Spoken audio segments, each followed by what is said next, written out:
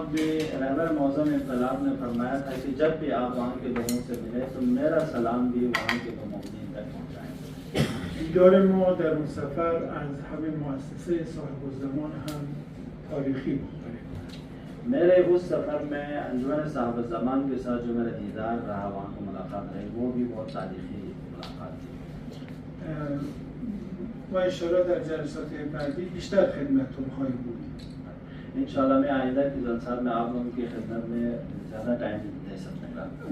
در این جلسه دو تا نکته رو خیلی مختصر عرض می‌کنم. इस मीटिंग में मैं 2 पॉइंट को बहुत ही इख्तिसार से पेश करूँगा. اول اینکه سلام مقام معظم رهبری رو مایل هستم که خدمت تک تک شما عزیزان به خصوص جوانان و مردم منطقه کارگیل و داغ‌بله برسونم و از طرف ایشون خدمت همه مؤمنین در اون منطقه